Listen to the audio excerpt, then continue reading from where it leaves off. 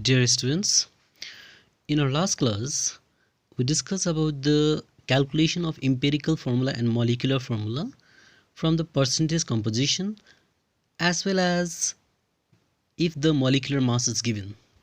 Now, today we'll do a similar type of numerical which will help you to calculate empirical and molecular formula, but only difference is that instead of molecular mass or molecular weight, vapor density is given. Okay, so we'll carry out the numerical in a similar way.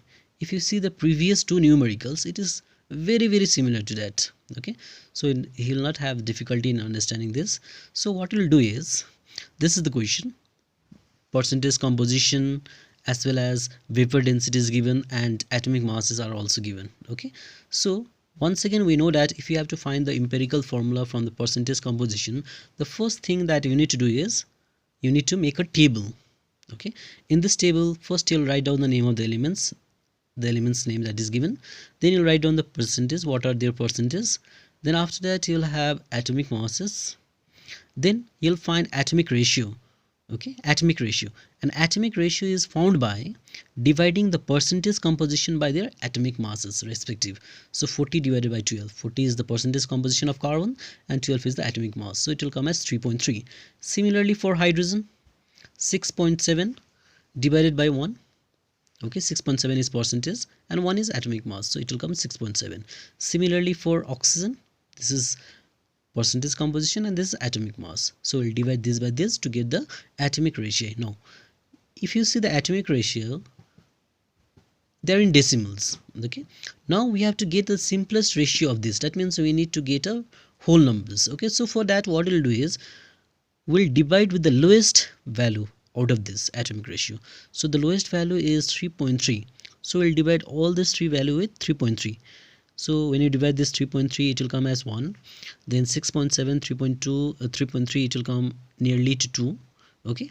Then 3.3 divided by 3.3 will come as 1. So 1, 2, 1. As we know, this 1, 2, 1 is 1 is for carbon, 2 is for hydrogen, and 1 is for oxygen. So from this, we can easily find empirical formula as we know. Because if you have found the simplest ratio, 1 to 1, then the empirical formula for that compound is C1 carbon, hydrogen 2 and oxygen 1. Okay, it's very simple. Now we have found the empirical for one. The next thing that we need to find is molecular formula. Okay, so for molecular formula we have got the equation, one equation that we have already seen. Molecular formula equals to N into empirical formula. This we know. Again, N is molecular mass by empirical formula mass. This also we know. That means molecular mass we don't know, but in the question vapor density is given and we know this one relation which we have seen in the application of Avogadro's law. If you see the relation between vapor density and molecular mass, so we'll use this relation, molecular mass equals twice vapor density, because vapor density is given in the question. Okay, vapor density is given in the question. So before that we just find out empirical formula mass from this. Okay, 12 1 into 2 plus 16, that will come as 30.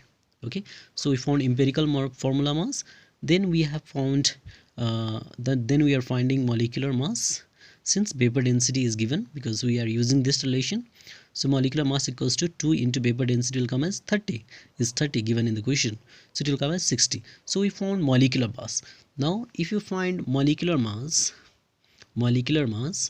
then from there it will be easy for you to calculate the molecular formula, as we have seen in the previous numerical, in our last numerical.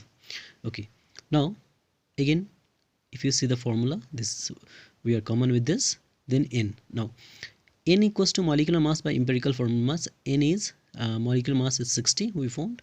30 is the empirical, so it will come as 2. The value of N is coming as 2. Now we put that 2 value in this formula to get molecular formula, 2 into CH2O, this empirical formula. So we'll get C2H4O2. So we found empirical and molecular formula from the given percentage composition and vapor density. Okay, now in a similar way we have got two numericals which we are going to do. So in this empirical, you have to find empirical and molecular formula. The percentage of the element is given, the percentage composition of this element is given, and vapor density is given. Vapor density is given. And the second question is, a gaseous hydrocarbon contains 82.76% of carbon, given that its vapor density is 29. Find its molecular formula. In this, if you see, only 1% is given of carbon, but it hasn't mentioned that it is a hydrocarbon. So as we know, hydrocarbon means a compound which contains carbon and hydrogen. That means other element is hydrogen. So if carbon is this much percentage, then to find hydrogen, what you need to do, 100 minus this much, that will give you the percentage of hydrogen.